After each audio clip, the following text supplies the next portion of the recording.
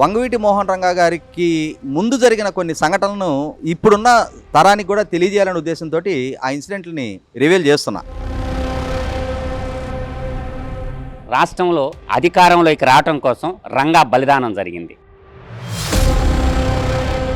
వీరి మధ్యనున్న ఆధిపత్య పోరుని కులపరమైన రాజకీయంగా కులపరమైన వర్గాలుగా కాంగ్రెస్ పార్టీ చాలా సక్సెస్ఫుల్గా చిత్రీకరించడం జరిగింది.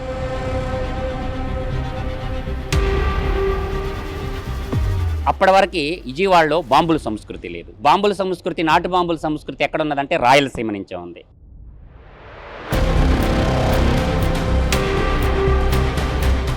ఆ హత్య మీదుగా కాంగ్రెస్ పార్టీ అధికారం దక్కించుకుంది. ఆ హత్య మీదుగా చాలా మందికి పదవులు దక్కినాయి. ఆ హత్య మీదుగా చాలా మంది రాజకీయ జీవితాలు సుస్థిరమైనవి. కాంగ్రెస్ పార్టీ శాసనసభ్యురాలుగా ఎన్నికైన వంగవీటి మోహన్ రంగా గారు సతీమణి రత్నకుమార్ గారు ఆ కాంగ్రెస్ పార్టీలో ఏమలేకపోయారు. చివరికామ తెలుగుదేశం పార్టీకి సన్నిహితంగా మారారు. ఆ రోజు రంగాన్ని బలి తీసుకున్నది కాంగ్రెస్ పార్టీ. 2019లో వివేకానంద రెడ్డిని చంపుకున్నది వాళ్లే.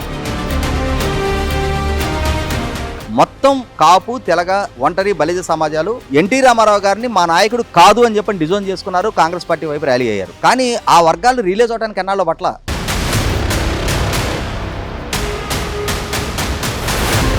చదువు పెరుగుతుంది, సంస్కారం పెరుగుతుంది, బెటర్ కెరీర్లు చూస్తున్నారు, బెటర్ ప్రాస్పెక్ట్ చూస్తున్నారు, లైఫ్లో కంఫర్ట్ చూస్తున్నారు. కానీ కులం అనే జాడ్యాన్ని మాత్రం విడవలేకపోతున్నారు.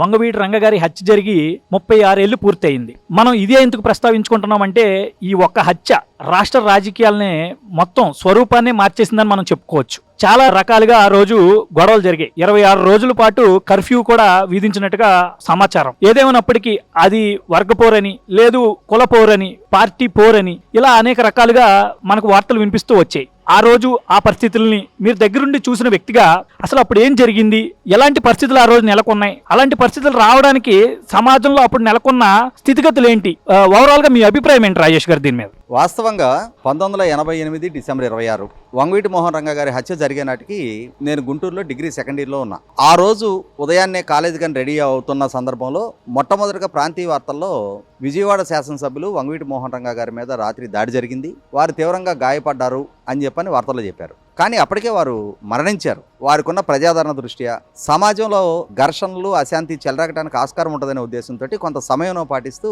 మొట్టమొదట ప్రజలను మానసికంగా సిద్ధం చేయడం కోసం వారు గాయపడినట్టుగా తెలియజేశారు. అప్పటికి ఇప్పుడున్నంత విస్తృతంగా టీవీ నెట్వర్క్ కూడా రాలా. కొంతమంది ఇళ్లలో పోర్టబుల్ టీవీలు ఉండేవి. టీవీ అనేది ఒక లగ్జరీ అప్పటికి. ఇంకా అటువంటి పరిస్థితుల్లో రేడియో వార్తలే ఆధారం. మేము రెడీ అయిపోయి కాలేజ్ దగ్గరికి వెళ్ళాం. మొత్తం మిత్రులందరూ కూడా చర్చించుకుంటా ఉన్నారు రంగా గారి హత్య జరిగిపోయింది అని చెప్పని. అప్పుడు మేముంది కూడా యంగేజ్, ఉద్వేగంతో కూడుకున్న వయసు. ఆ రోజు గుంటూరు అయినా విజయవాడ అయినా కూడా కులభావంతో విపరీతంగా ఉద్రిక్తతలు చెలరేగుతా ఉన్న వాతావరణం. యువత ఈ విధమైన కుల విద్వేషాలతోటి నిండిపోవటానికి దారితీసిన పరిస్థితులు ఏంటి అని ఆలోచిస్తే 1983లో ఎన్టీ రామారావు గారి నాయకత్వంలో ఉన్న తెలుగుదేశం పార్టీ ఆవిర్భావం జరగటం, అప్పటికి 35 సంవత్సరాలుగా అప్రతిహతంగా పరిపాలిస్తున్న కాంగ్రెస్ పార్టీని వారు ఓడించడం, కాంగ్రెస్ పార్టీకి ఎదురైన ఈ ఓటమిని జీర్ణించుకోలేని ఇందిరాగాంధీ గారి నాయకత్వంలో ఎన్టీ రామారావు గారిని రాజకీయంగా కనుమరుగు చేయాలనే ఉద్దేశంతో 1984లో నాదెండ్ల భాస్కరరావు గారు లాంటి తెలుగుదేశం పార్టీలో ఉన్న ఒక సీనియర్ నాయకుడిని తెలుగుదేశం పార్టీలో తిరుగుబాటు ఆయన ద్వారా ప్రేరేపించడం, ఆయనకి కాంగ్రెస్ పార్టీ మద్దతు ప్రకటించడం, రామ్లాల్ అనే ఒక గవర్నర్ గారి ద్వారా ఆ రోజు ఎన్టీ రామారావు గారి ప్రభుత్వాన్ని బర్తరఫ్ చేయించి నాదెండ్ల భాస్కరరావు గారిని ముఖ్యమంత్రిగా ప్రతిష్ఠించడం. అప్పటికి కాంగ్రెస్ పార్టీ నాయకత్వంలో ఇందిరాగాంధీ గారికి ముందు వాళ్ళ నాన్నగారు జవహర్లాల్ నెహ్రూ గారు ప్రధానమంత్రిగా ఉన్న రోజుల్లో కూడా ఈఎంఎస్ నంబూద్రిపాద్ గారిని కేరళలో కమ్యూనిస్టు ప్రభుత్వాన్ని ఈఎంఎస్ నంబూద్రిపాద్ గారు ముఖ్యమంత్రిగా ఉన్న రోజుల్లో ఆ ప్రభుత్వాన్ని కూల్చివేతతోటి కాంగ్రెస్ పార్టీ ఈ విధమైన ప్రక్రియకి దేశంలో ఆరంభం చేసింది. ఆ చేయటం అనేది రాజకీయంగా వాళ్ళ ప్రత్యర్థుల ప్రభుత్వాన్ని డిస్టెబిలైజ్ చేయడం అనేది కాంగ్రెస్ పార్టీ ఒక ప్రాక్టీస్గా అవలంబిస్తూ వచ్చింది. కానీ మొట్టమొదటిసారిగా యూజువల్గా మిగిలిన రాష్ట్రాల్లో ఏ విధమైన ప్రాక్టీస్ చేశామో అదే ఆంధ్రప్రదేశ్లో కూడా చేస్తున్నామని చెప్పని కాంగ్రెస్ నాయకత్వం భావించింది. కానీ ఆంధ్రప్రదేశ్ పౌర సమాజం నుంచి ఎదురైన ప్రతిఘటన, ప్రజాస్వామ్య పునరుద్ధరణ పేరిట ఎన్టీ రామారావు గారికి ప్రజల నుంచి దక్కిన మద్దతు నేపథ్యంలో సరిగ్గా నెల రోజులకి, అంటే ఆగస్టు 16, 1984లో ఎన్టీ రామారావు గారి ప్రభుత్వాన్ని బర్తరఫ్ చేస్తే మళ్ళీ తిరిగి సెప్టెంబర్ 16, 1984లోనే ఒక నెల రోజుల్లో మళ్ళీ తిరిగి ఎన్టీ రామారావు గారిని ముఖ్యమంత్రిగా తిరిగి ప్రతిష్ఠించాల్సిన పరిస్థితి కాంగ్రెస్ పార్టీకి ఎదురైంది. ఆ తర్వాత కొన్నాళ్ళకే ఖలిస్తానీ తీవ్రవాదుల చేతిలో నెల 15 రోజులకే ఇందిరాగాంధీ గారు ప్రధానమంత్రి హోదాలో దారుణ హత్యకు గురయ్యారు. అక్టోబర్ 31, 1984లో ఇందిరాగాంధీ గారి హత్య జరిగింది. అంటే నేను వంగవీటి మోహన్ రంగా గారికి ముందు జరిగిన కొన్ని సంఘటనలను ఇప్పుడున్న తరానికి కూడా తెలియజేయాలనే ఉద్దేశంతో ఆ ఇన్సిడెంట్ని రివీల్ చేస్తున్నా. ఇందిరాగాంధీ గారి హత్య జరిగిన తర్వాత సెప్టెంబర్ 16 ఎన్టీ రామారావు గారు ముఖ్యమంత్రిగా పదవి బాధ్యతలు చేపట్టారు. ఆ తర్వాత నెల 15 రోజులకి ఇందిరాగాంధీ గారి హత్య జరిగింది. ఆ తర్వాత నెల 27 రోజులకి పార్లమెంట్ ఎన్నికలు వచ్చినాయి. ఇందిరాగాంధీ గారి హత్య జరిగిన తర్వాత రాజీవ్ గాంధీ గారు ప్రధానమంత్రిగా బాధ్యతలు చేపట్టారు. వారి నాయకత్వంలో కాంగ్రెస్ పార్టీ ఎన్నికలకు వెళ్ళింది. అంటే ఇందిరాగాంధీ గారి హత్య జరిగిన నెల 27 రోజులకి దేశం పార్లమెంట్ ఎన్నికలను ఎదుర్కొంది. విపరీతమైన సానుభూతి విలువ.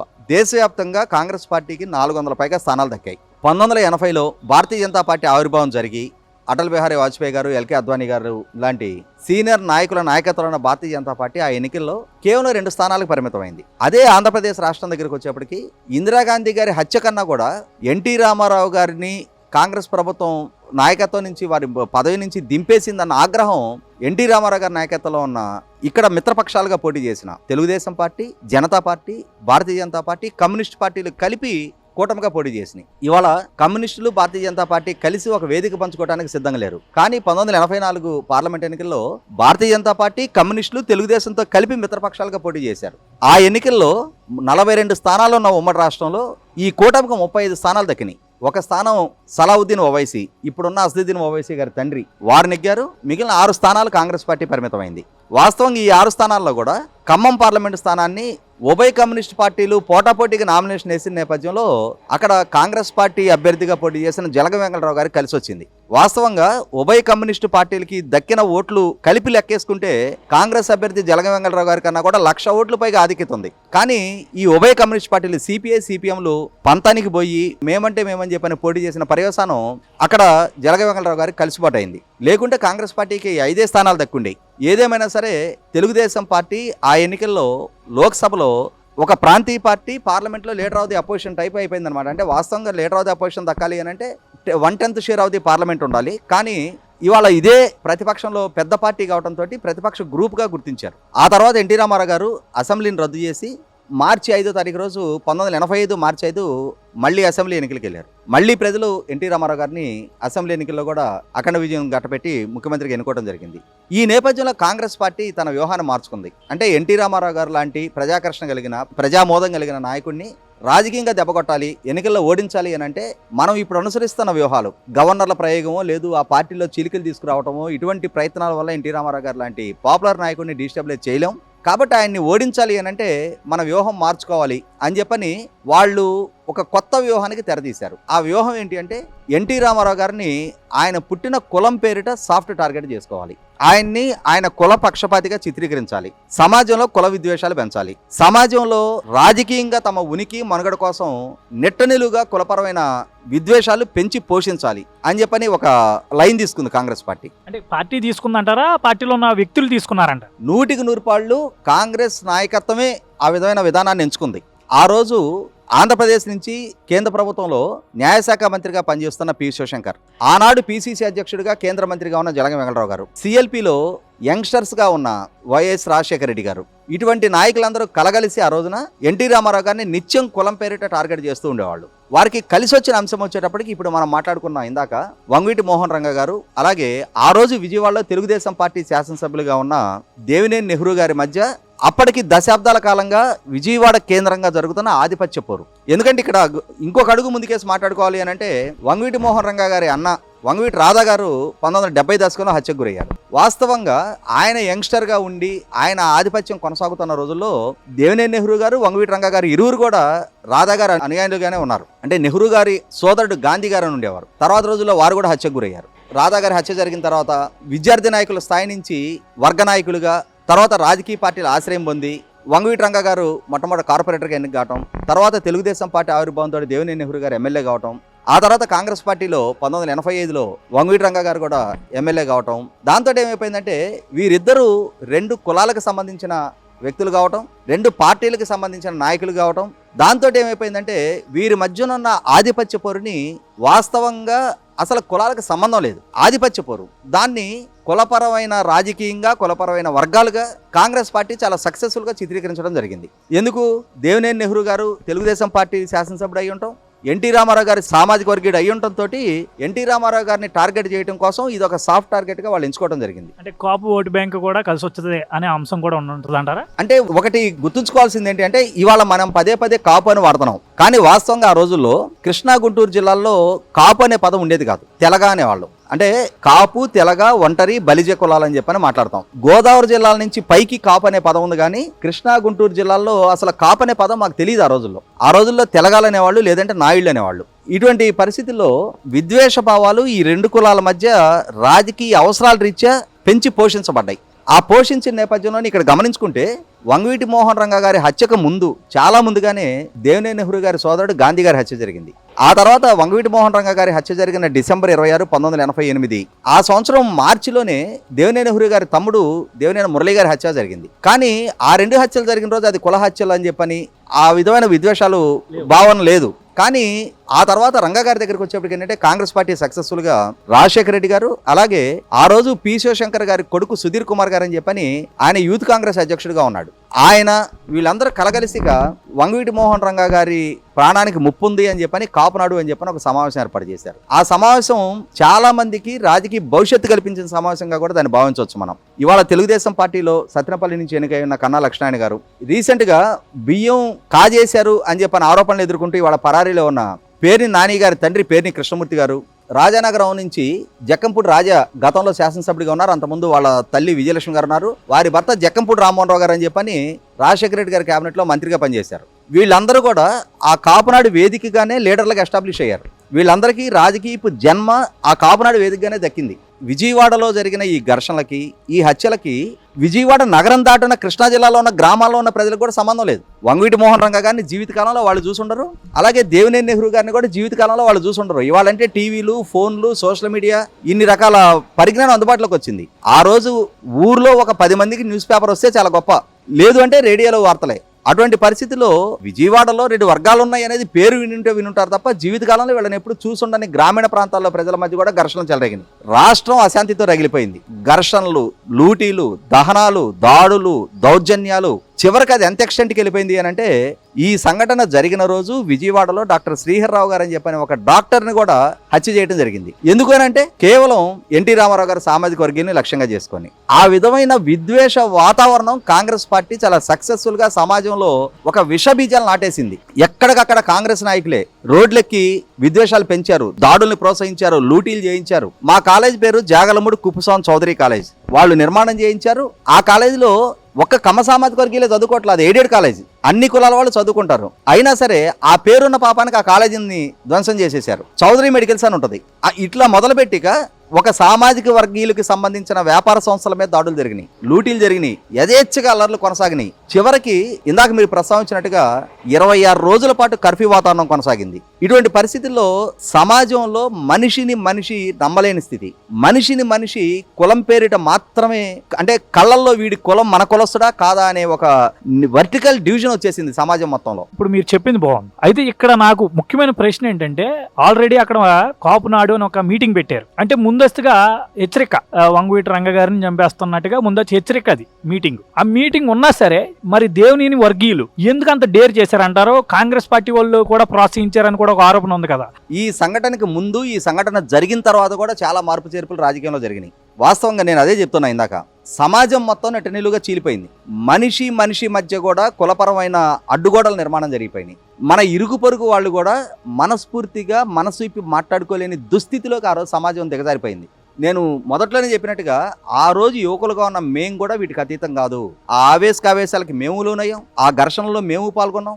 ఆ రోజున ఎవరు ఎప్పుడు ఎవరి జీవితం ముగిసిపోద్దో కూడా తెలియని పరిస్థితి. ఒక ప్రాణం తీయటం అనేది, ఒక దాడి చేయటం అనేది, ఒక రక్తం కళ్ళచూడటం అనేది ఒక చాలా క్యాజువల్గా ఒక చెట్టున కాయ కోసినంత ఈజీగా జరిగిపోయే వాతావరణం ఆ రోజున. అంటే ఇవాళ ఉన్నంత పాలిష్డ్గా సమాజం కూడా లేదు, ఇవాళ ఉన్నంత లైఫ్ కంఫర్ట్ కూడా ఆ రోజు లేదు. ఇటువంటి పరిస్థితుల్లో ఆ విద్వేషాల మాటున రాజకీయ పార్టీలు కాచుకున్నాయి. కాపునాడు ఆ సభ వేదిక నుంచి ఎవరెవరు ఏ విద్వేష ప్రసంగాలు చేశారనేది కూడా కళ్ళ ముందు ఉన్న సజీవ సాక్ష్యం. వాళ్ళందరూ తర్వాత రోజుల్లో పెద్ద పెద్ద నాయకులుగా చలామణయ్యారు. అయితే ఇక్కడ గమనించుకోవాల్సింది ఏంటి అంటే, ఈ హత్య సృష్టించిన విభజనతోటి 1989 ఎన్నికల్లో ఎన్టీ రామారావు గారిని కాంగ్రెస్ పార్టీ ఓడించగలిగింది. మొత్తం మీరు ఇందాక ప్రస్తావించినట్టుగానే కాపు, తెలగ, ఒంటరి, బలిజ సమాజాలు ఎన్టీ రామారావు గారిని మా నాయకుడు కాదు అని చెప్పని డిజోన్ చేసుకున్నారు, కాంగ్రెస్ పార్టీ వైపు ర్యాలీ అయ్యారు. కానీ ఆ వర్గాలు రిలీజ్ అవడానికి ఎన్నాళ్ళో పట్ల 1988లో రంగా గారి హత్య జరిగి 89లో సంవత్సరం లోపుగానే ఎన్నికలు జరిగినాయి. హత్య జరిగిన తర్వాత ఆ ఎన్నికల్లో ఎన్టీ రామారావు గారు ఓడారు, కాంగ్రెస్ పార్టీ అధికారంలోకి వచ్చింది. కాంగ్రెస్ పార్టీ అక్కడి నుంచి అవలంబించిన విధానాల పర్యవసానం. ఆ తర్వాత ఆ ఎన్నికలో కాంగ్రెస్ పార్టీ శాసనసభ్యురాలుగా ఎన్నికైన వంగవీటి మోహన్ రంగా గారు సతీమణి రత్నకుమారి గారు ఆ కాంగ్రెస్ పార్టీలో ఎమ్మెల్యేకపోయారు. ఆ కాంగ్రెస్ పార్టీలో ఆమెకి తగిన గౌరవం, ప్రాధాన్యత ఇవ్వాల.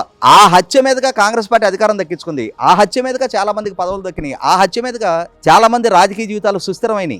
ఈ రోజుకి సుదీర్ఘ నేపథ్యం ఉన్న నాయకులుగా చలామణవుతున్న వాళ్ళు కూడా ఆ రత్నకుమారి గారి గురించి పట్టించుకోవాలి. చివరికి ఆమె తెలుగుదేశం పార్టీకి సన్నిహితంగా మారారు. ఆ తర్వాత రోజుల్లో 1994 ఎన్నికల దగ్గరకు వచ్చేప్పటికి ప్రజల్లో మళ్ళీ రియలైజేషన్ మిగిలింది. ఏ వర్గాలు అయితే ఎన్టీ రామారావు గారి పట్ల ఒక రకమైన విముఖతోటి 1989 ఎన్నికల్లో ఓడించారో ఆ వర్గాలు కూడా రిలీజ్ అయినాయి. రాష్ట్ర రాజకీయానికి, రాష్ట్రంలోని మిగిలిన ప్రాంతాలకి, రాష్ట్రంలో ఉన్న మిగిలిన ప్రజల బాగోగులకి, సామాజిక సంబంధాలకి విజయవాడ కేంద్రంగా జరిగిన ఈ హత్యకి సంబంధం లేదు. అది విజయవాడ కేంద్రంగా జరిగిన ఒక పాకెట్లో జరిగిన ఒక ఘర్షణలో నేపథ్యంలో జరిగిన హత్యే.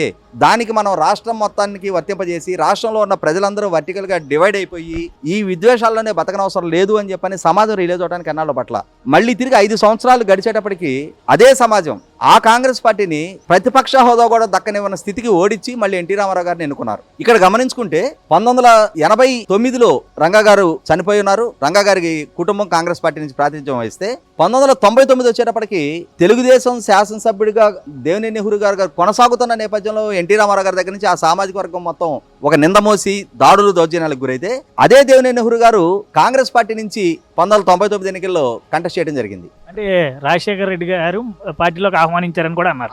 కాంగ్రెస్ పార్టీ నుంచి 1999లో కంకిపాడు నుంచి పోటీ చేశారు. తెలుగుదేశం నుంచి 4 సార్లు నెగ్గున్న దేవినేని నెహ్రూ గారిని కంకిపాడు అదే తెలుగుదేశం పార్టీ ఓడించింది దశాబ్ద కాలానికి. నేను ఇందాక చెప్పింది అదే, రాజకీయాల్లో శాశ్వత మిత్రులు, శాశ్వత శత్రువులు ఉండరు అని చెప్పని. ఆ రోజు నుంచి చాలా సందర్భాల్లో 1999 పార్లమెంట్ ఎన్నికల్లో కూడా ఆ రోజున రాష్ట్ర వ్యాప్తంగా కాపు సామాజిక వర్గం, ఇప్పుడు గంటా శ్రీనివాస్ గారు లాంటి వాళ్ళందరూ ఆ రోజు కొత్తగా తెలుగుదేశం పార్టీలోకి వచ్చి ఎంపీలుగా నెగ్గడం జరిగింది. ఒక కొత్త జనరేషన్ తెలుగుదేశం పార్టీ వైపు ఆకర్షితులు అవడం జరిగింది. ఒకనాడు ఏ కులాలని విభజించడం ద్వారా, ఏ కుల రాజకీయాల ప్రాతిపదికగా రాజకీయాలు చేయాలి అని చెప్పని కాంగ్రెస్ పార్టీ వ్యూహం బన్ని సఫలీకృతమైందో, అదే కాంగ్రెస్ పార్టీ ఈ కులాల పునాదుల మీద అధికారం దక్కినా కానీ పాలనా దక్షత లేకపోతే, ప్రజలను ఆకట్టుకోలేకపోతే, వాళ్ళకి అంతర్గతంగా ఉన్న సంక్షోభాలను అధిగమించలేక తిరిగి అదే ప్రజల చేత చీత్కారానికి గురవడానికి 5 సంవత్సరాల కంటే ఎక్కువ కాలం పట్ల. ఇక్కడ గమనించుకుంటే ఇదే స్ట్రాటజీ మళ్ళీ తిరిగి 2019లో రాష్ట్రంలో అమలుపరచడం జరిగింది. అంటే ఏ కులాన్ని అయితే ఆపాదించి ఎన్టీ రామారావు గారిని ఓడించారో అదే కుల భావంతో జగన్మోహన్ రెడ్డి గారి నాయకత్వంలో 2019లో విభజన జరిగిన రాష్ట్రం ఒక కొత్త రాజధాని నిర్మాణానికి పూనుకొని విద్యా, వైద్యం, ఉపాధికి పక్క రాష్ట్రాల మీద ఆధారపడుతున్న దుస్థితి నుంచి వలసలు లేని ఉపాధి సాధన దిశగా రాష్ట్రాన్ని మళ్ళీ నిలబెట్టుకోవాలి అని చెప్పిన ఒక ప్రయత్నం జరుగుతున్న సందర్భంలో చంద్రబాబు నాయుడు గారి ప్రభుత్వాన్ని ఓడించాలి అని అంటే జగన్మోహన్ రెడ్డి గారు ఎంచుకున్న స్ట్రాటజీ కూడా చంద్రబాబు నాయుడు గారు తన కులానికి మాత్రమే పక్షపాత దూరంతో మేలు చేస్తా ఉన్నాడు. ఆయన ద్వారా నిర్మాణం జరుగుతున్న అమరావతి అది కమ్మరావతి అనే ఒక రకమైన నిందల మోపుతా ఒక రకంగా తెలుగుదేశం పార్టీని, చంద్రబాబు నాయుడు గారిని ప్రజలకి దూరం చేయడంలో జగన్మోహన్ రెడ్డి గారు సక్సెస్ అయ్యారు. ఆ సక్సెస్ అయిన పర్యవసానం 1989లో ఏ సంఘటన అయితే జరిగిందో రాజకీయ విధాన మార్పు చేర్పులు మళ్ళీ 30 సంవత్సరాల తర్వాత చరిత్ర పునరావృతమై మళ్ళీ అదే విధంగా ఆ కుల భావనల కారణంగా చంద్రబాబు నాయుడు గారు అభివృద్ధి చేయలేదనో, లేదు చంద్రబాబు నాయుడు గారు రాష్ట్రాన్ని ప్రాపర్గా గాడిలో పెట్టే దీర్ఘకాలిక ప్రణాళికలు, స్వల్పకాలిక ప్రణాళికలతోటి పరిపాలన చేయలేదనో నిందలు మోపబడలా. కేవలం ఆయన హయాంలో జరగకపోయినా కూడా 37 మంది సీఏల్ని డిఎస్పీలుగా ప్రమోట్ చేసి అందులో 33 కమ్మ సామాజిక వర్గీయులే అని చెప్పని ప్రతిపక్ష నాయకుడిగా జగన్ జగన్మోహన్ రెడ్డి గారు ఒక బ్లేటెంట్ విమర్శ చేయడంతో 1989 నాటికి ఇప్పటికీ వచ్చిన మార్పు ఏంటంటే ఇవాళ ప్రతి వ్యక్తికి సోషల్ మీడియా అనేది చేరువైంది, ప్రతి వ్యక్తికి సమాచారం అనేది చేరువైంది, ప్రతి వ్యక్తికి టెక్నాలజీ అందుబాటులోకి వచ్చింది. ఈ నేపథ్యంలో ఈ విష ప్రచారాల ప్రభావంలో 30 సంవత్సరాల తర్వాత మరొకసారి సమాజం పడింది. ఆ పడ్డ పర్యవసానం మళ్ళీ తిరిగి నేను మొదటి నుంచి చెప్తుండేవాడిని, 1989లో ఏం జరిగిందో ఇవాళ 2019లో కూడా అదే జరుగుతుంది. అదే సందర్భంలో 1994లో ఏం జరిగిందో 2024లో కూడా అదే జరుగుతుంది అని చెప్పని నేను 2024 ఎన్నికలకి 2 సంవత్సరాల ముందు నుంచి చెప్తుండేవాడిని. ఇవాళ 2024 ఎన్నికల్లో అదే ప్రెజెంట్ రిలీజ్ అవడానికి ఎన్నాళ్ళు పట్టాల. కాబట్టి నా ఉద్దేశం అయితే ఏంటంటే రాజకీయ నాయకులు వాళ్ళ రాజకీయ అవసరాల రీత్యా సమాజంలో కులపరమైన విద్వేషాలు పెంచి పోషించాలి అని చెప్పని ఎన్ని కుయుక్తులు పనినా సరే సమాజం జాగరూకతతో ఉండి తీరాలి. మన కళ్ళ ముందు 2 సందర్భాల్లో ఈ విధమైన కుల విద్వేషాలతోటి రాష్ట్రం రగిలిపోయింది. ఈ కుల విద్వేషాలతోటి రాజకీయపరమైన నిర్ణయాలు తీసుకున్న పర్యవసానం ప్రజా కంటక ప్రభుత్వాలని అధికారంలోకి తీసుకొచ్చుకొని రాష్ట్ర భవిష్యత్తును సర్వనాశనం చేసుకోవడం జరిగింది. కాబట్టి వాళ్ళ కులం అనేది మన చేతిలో లేనిది, కులం అనేది మన ఆప్షన్ కాదు. మనం కోరుకుంటే పలానా కులంలో పుట్టం, మనం వద్దనుకుంటే పలానా కులంలో పుట్టకుండా ఉండం. ఆ తల్లిదండ్రికి పుట్టడం వల్ల ఆ తల్లిదండ్రులకు సంబంధించిన కులం మనకి డిఫాల్ట్గా మనకు వర్తిస్తుంది.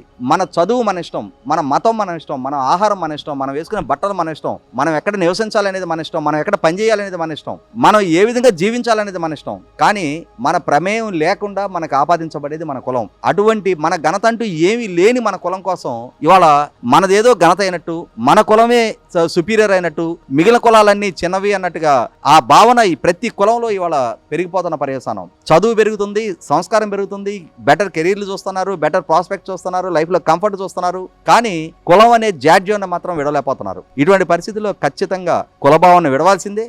ప్రోగ్రెసివ్గా మీ భవిష్యత్తుని తీర్చిదిద్దే ప్రభుత్వాలని, మీ భవిష్యత్తుకి మార్గం సుగమం చేసే నాయకత్వాన్ని ఎంపిక చేసుకొని ఖచ్చితంగా ఈ కుల విద్వేషాలని పెంచి పోషించాలనుకున్న నాయకుల్ని దూరం పెట్టి భవిష్యత్తులో ఇంకొక 1989, ఇంకొక 2019 లాంటి సంఘటనలు పునరావృతం కాకుండా, సమాజంలో ఈ వర్టికల్ డివిజన్కి ఆస్కారం లేకుండా, ఈ కులపరమైన ఘర్షణలు మరొకసారి చెలరేకుండా ఈ సమాజాన్ని కాపాడుకోవాల్సిన బాధ్యత ప్రతి వ్యక్తి మీద ఉంటుంది. ఆయన హత్య తర్వాత రాష్ట్ర రాజకీయాలు సంపూర్ణంగా మారిపోయాయి. అంటే ఎవరు ఊహించినటువంటి పరిణామాలు చోటు చేసుకున్నాయి. ఒక కులం ఇటువైపు ఉంటే మరో కులం అటువైపు, అంటే కుల విభజన అనేది తారాస్థాయికి చేరుకుంది. రాజకీయ హత్య అని కొంతమంది అంటే కాదు, అది ఒక వర్గ పోరు అని కొంతమంది అంటున్నారు, పార్టీ పోరు అని మరి కొంతమంది అంటున్నారు, కుల పోరు అని మరి కొంతమంది అంటున్నారు. ఆ రోజు రాష్ట్ర రాజకీయాల్లో చోటు చేసుకున్న పరిస్థితులు ఏంటి, ప్రజల్లో ఎవరెవరు ప్రేరేపితం చేశారు అంటే, ముఖ్యంగా మనం చూసుకున్నప్పుడు హత్య జరిగిన ప్రాంతం విజయవాడ అయితే గోదావరి జిల్లాలో కూడా ఒకరికొకరు కొట్టుకునే స్థాయికి వెళ్ళి, అంటే రాష్ట్ర వ్యాప్తంగా ఈ యొక్క అల్లర్లు ఎవరు సృష్టించారు, ఏంటి మీ అభిప్రాయం దీని మీద?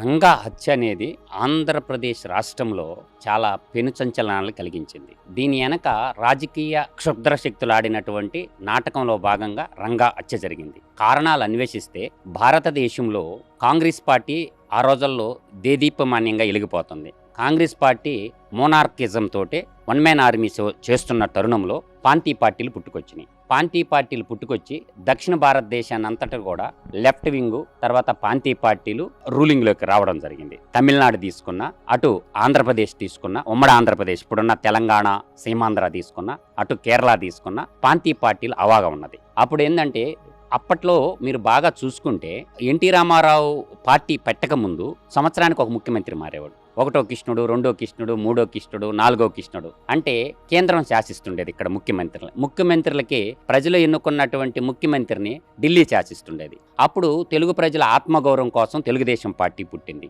తెలుగుదేశం పార్టీ మనకి 1982లో పుట్టడం, 9 నెలల కాలంలోనే ఎన్టీ రామారావు గారు పార్టీని అధికారంలోకి తేగటం. ఒకప్పుడు అవహేళన చేసింది ఇందిరాగాంధీ, ఆ బొమ్మలు వేసుకునేవాడితో నాకు పోటీ ఏంటి అని. అప్పుడు ఎన్టీ రామారావు గారు పేద ప్రజలకు ఆరాధ్య దైవంగా, ఒక రాముడుగా, ఒక కృష్ణుడుగా, దాదాపుగా పౌరాణికం కానీ, జానపదం కానీ, సాహిత్యం కానీ అన్నిట్లో ఉన్న అటువంటి ఎన్టీ రామారావు అప్పుడు దాకా దేవుడు ఎలా ఉంటాడో ఇలా ఉంటాడు అని చెప్పుకున్నట్టే ప్రజలందరూ ఏం చేశారంటే, బడుగు బలహీన వర్గాలందరూ కూడా తెలుగుదేశం పార్టీ వైపు మొగ్గు చూపి ఆ తెలుగుదేశం పార్టీ అధికారంలోకి వచ్చిన తర్వాత నాదేళ్ల భాస్కర్ రావు ఎపిసోడ్ నడిపించాడు. అప్పుడు రామ్లాల్ అని ఒక గవర్నర్ ఉండేవాడు. ఆయన ద్వారా ఏం చేశారంటే ఎన్టీ రామారావుని అప్రజాస్వామికంగా గద్దె దింపి 30 రోజులకే మళ్ళీ కుప్పకూలిపోయి ఇక్కడున్నటువంటి ఎమ్మెల్యేలు, ఇక్కడున్న ఎంపీలందరూ ఢిల్లీకి పోయి పోరాటం చేస్తే రామారావు ప్రభంజనాన్ని తట్టుకోలేక మళ్ళీ రామారావు గారు ముఖ్యమంత్రి అవడం జరిగింది.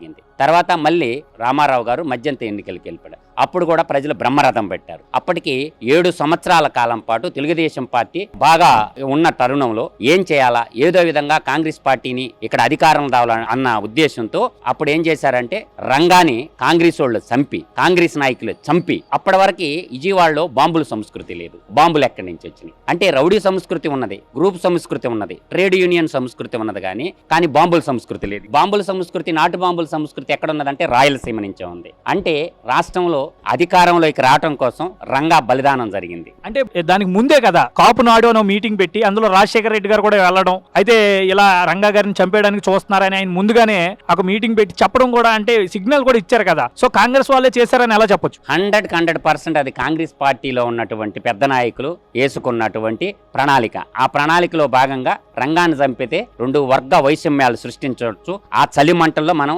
రాజ్యాధికారంలోకి రావచ్చు అని చెప్పి ఆలోచించేసి ఆ రోజు రంగాన్ని చంపేసి విజయవాడని తగలబెట్టినటువంటి దుర్ఘటన.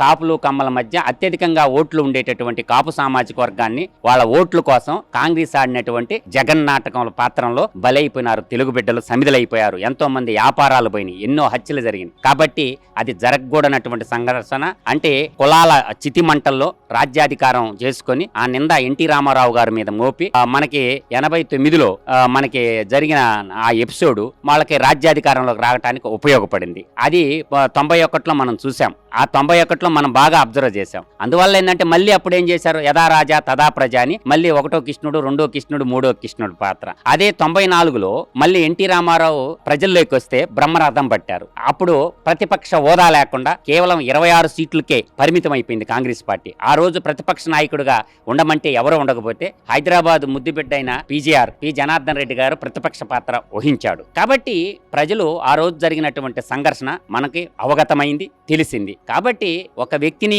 చంపి మనం రాజ్యాన్ని సాధించుకోవాలనుకుంటాం. అదే ఎపిసోడ్ మనం చూసాం 2019లో కూడా చూసాం. సొంత ఇంట్లో సొంత మనుషుల చేత సొంత మనిషిని చంపుకొని రాజ్యాధికారంలోకి రావడం జరిగింది యువజన శ్రామిక కాంగ్రెస్ రైతు పార్టీ. దాంట్లో ఏం చేశారు, సాక్షి పేపర్లు ఏం చేశారు, నారావారి రక్త చరిత్ర అని చెప్పి ఒక పెద్ద చంద్రబాబు నాయుడు చేతిలో పెద్ద కత్తి పెట్టి రాజ్యాధికారంలోకి వచ్చారు. అంటే రాజ్యాకాంక్ష ఉన్నటువంటి వాళ్ళు క్రూర మృగాల కంటే హీనంగా ప్రవర్తించి రాజ్యాధికారం తెచ్చారు. కాబట్టి ఆ రోజు రంగాన్ని బలి తీసుకున్నది కాంగ్రెస్ పార్టీ. 2019లో వివేకానంద రెడ్డిని చంపుకున్నది వాళ్ళు చంపుకొని పక్కన వాళ్ళ మీద నెట్టి డైవర్ట్ పాలిటిక్స్ చేసేసి రాజ్యాధికారం ఉంటే ఈ ప్రజాస్వామ్యంలో ఎన్ని సంవత్సరాలు ఉంటుంది, 5 ఏళ్ళు ఉంటుంది. 5 సంవత్సరాల తర్వాత మళ్ళీ ఎలక్షన్ వస్తుంది, ప్రజలు తీర్పిస్తారు. అయితే మరి టీడీపీ ప్రమేయం లేదని మీరు చెప్తున్నారు. మరి టీడీపీ ప్రమేయం లేకుండా ఇన్ని సంవత్సరాలుగా ఒక టీడీపీఏ చేయించిందని చెప్పి ఈరోజు బహిరంగంగా జగన్మోహన్ రెడ్డి వర్గీయులు పదే 19 ఎలక్షన్ దగ్గర కూడా వంగవీటి రంగని చంద్రబాబు చంపించాడు అనే విధంగా మాట్లాడుతూ వస్తున్నారు కదా. సో ఎలా చూడాలి? ప్రజలను కూడా నమ్మించారు కదా, కాపు సామాజిక వర్గాన్ని చాలా వరకు నమ్మించారు కదా. మరి మీరు చెప్తున్న వ్యాఖ్యలకి ఏంటి మరి సాలిడ్ రీజన్ ఏంటి? నేనంటుండేదంటే లిటరసీ రేట్ పెరిగింది. ఈ లిటరసీ రేట్ పెరిగినప్పుడు విజ్ఞానం పెరగద్ది. చరిత్ర చెరిపేస్తే మనం రాసుకుంటే రాతలు కావు. గతంలో ఏం చేశారంటే దేశాన్ని పరిపాలించినటువంటి కాంగ్రెస్ పార్టీ వాళ్ళు రాసుకున్నదే రాతలు. ఆ రాతలు చదువుకొని ఒక 2 జనరేషన్లు పెరిగినాయి. ఇప్పుడున్న జనరేషన్ చరిత్ర పుటల్లోకి పోయి ఈరోజు కాంగ్రెస్ పార్టీ బతికిందంటే 1885లో కాంగ్రెస్ పార్టీ ఏర్పాటు చేయడం జరిగింది. కాంగ్రెస్ పార్టీ యొక్క మొట్టమొదటి అధ్యక్షుడి పేరు ఎక్కడ ఏ ప్రాజెక్టుకి అవపడదు. ఆ రోజు కాంగ్రెస్ పార్టీ మీకు బాగా అబ్జర్వ్ చేయండి, బాల్ గంగాధర్ తిలక్ పేరు మీద ఎన్ని పథకాలు పెట్టారు, ఉండవు. ఎన్ని సంవత్సరాలు చేశారు బాల్ గంగాధర్ తిలక్ కాంగ్రెస్ పార్టీ అధ్యక్షుడిగా? తర్వాత దాదాబాయి నవరోజీ గారు కాంగ్రెస్ పార్టీ అధ్యక్షుడికి ఎన్ని సంవత్సరాలు చేశారు? ఎప్పుడు కూడా వాళ్ళ పేర్లు ఉండవు. ఏది బాల్ గంగాధర్ తిలక్ పేరు అవపడదు, చంద్రశేఖర్ ఆజాద్ పేరు అవపడదు, తర్వాత దాదాబాయి నవరోజీ గారి పేరు అవపడదు. సుభాష్ చంద్రబోసు 2 సార్లు కాంగ్రెస్ పార్టీకి అధ్యక్షుడు. 1937లో గానీ 1939లో గానీ ఆయన పేరు అవపడదు. లేస్తే కాంగ్రెస్ పార్టీ అంటే నెహ్రూ కానించి చెప్తారు. నెహ్రూ గాంధీ, ఇందిరాగాంధీ, సోనియా గాంధీ వాళ్ళ స్వతంత్ర పోరాటంలోకి వాళ్ళు ఎప్పుడు వచ్చారు? కాంగ్రెస్ పార్టీని మొట్టమొదటి చీల్చినటువంటి వాడే మోతీలాల్ నెహ్రూ. స్వరాజ్య పార్టీ అని ఆ రోజు పెట్టి కాంగ్రెస్ పార్టీని మొట్టమొదటి చీల్చింది ఎవరు? మోతీలాల్ నెహ్రూ కదా. ఆ తర్వాత కాంగ్రెస్ పార్టీని మళ్ళీ చీల్చింది ఎవరు? కాసు బ్రహ్మానంద రెడ్డి గారు. కాంగ్రెస్ పార్టీ నాదన్నాడు. ఇందిరాగాంధీని వెలేసింది ఎవరు? కాసు బ్రహ్మానంద రెడ్డి. ఆ రోజుల్లో ఆవోదోడ గుర్తు మీకు బాగా గుర్తుంటది. కాంగ్రెస్ పార్టీ మాదని చెప్పి ఇందిరాగాంధీని వెలేసింది ఎవరు? కాసు బ్రహ్మానంద రెడ్డి గారు. ఇందిరాగాంధీ బయటికి పోయి కాంగ్రెస్ ఐ అంటే ఇందిరా కాంగ్రెస్. ఒకప్పుడు ఏమనుకున్నారు? కాంగ్రెస్ అంటే ఇందిరా అంటే కాంగ్రెస్ అన్నారు. ఇంకా స్వతంత్ర ఉద్యమంలో పాల్గొన్నటువంటి నాయకులందరూ లాల్ పాల్ బాల్. లాల్ అంటే లాలా లజపతి రాయ్, పాల్ అంటే బిపిన్ చంద్రపాల్, బాల్ అంటే బాల్ గంగాధర్ తిలక్. వాళ్ళ పేర్లు ఏమన్నా పథకాలు కొండయా? లేస్తే ఇందిరాగాంధీ, రాజీవ్ గాంధీ ఈ దొగ్గులు బాజీల గురించి చెప్పారు. కానీ స్వతంత్ర సంగ్రామంలో 1857 సిపాయిల తిరుగుబాటుతో మొదలైనటువంటి స్వతంత్ర సంగ్రామం 1940 1957 అంటే 100 సంవత్సరాల చరిత్రలో ఎంతో మంది ధనమన ప్రాణాలు ఝాన్సీ లక్ష్మీబాయి పేరు మీద ఎన్ని ప్రాజెక్టులు పెట్టారు, ఎన్ని చేశారు. అంటే మొత్తానికి హీరోలు హీరేనా అంటే అందువల్ల ఏంటంటే చదువుకున్న యువత అన్ని గ్రహించుకొని కాంగ్రెస్ పార్టీని ఇవాళ దూరంగా పెట్టారు. కాబట్టి మనం ఆలోచన చేసుకోవాల్సింది ఏంటంటే అక్కడ కమ్యూనిస్టులు వర్సెస్ కాంగ్రెస్ 2 వర్గాలు ఉన్నాయి. ఆ రోజు కమ్యూనిస్టులో ఉన్నటువంటి లీడర్లకి, కాంగ్రెస్ లో ఉన్నటువంటి లీడర్లకి తగాదాలు పడ్డాయి. ట్రేడ్ యూనియన్ తగాదాలు కాస్త హత్యలకి దారితీసినాయి.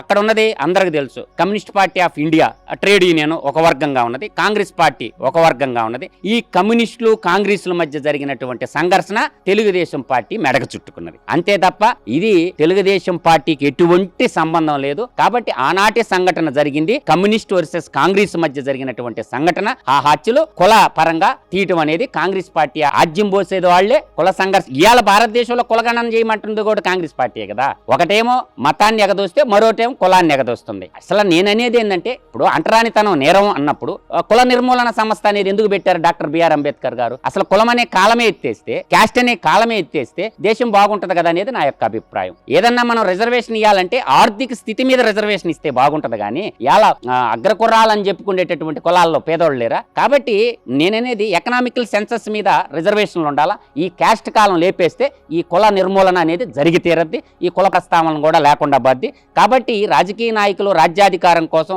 2 కులాల మధ్య చిచ్చుమాటే ఆ చలిమంటల్లో రాజ్యాధికారం సాధించాలంటే దుర్మార్గమైనటువంటి ఆలోచన. కాబట్టి ఇప్పుడున్న చదువుకున్న యువత లేదు, ఇలా ప్రపంచమంతా కుగ్రామం అయిపోయింది, విశ్వనగరంగా తయారవుతూ ఇవాళ ప్రపంచమంతా వెళ్ళిపోయి జాబులు చేసుకున్నటువంటి వ్యవస్థలో ఇవాళ విదేశీ అమ్మాయిలు కూడా మన భారతదేశం కోడళ్ళగా వస్తారు. భారతదేశ అమ్మాయిలు విదేశాలకి కూడా వెళ్ళిపోతున్నారు. కాబట్టి ఈ కుల నిర్మూలన జరిగి తీరాలా.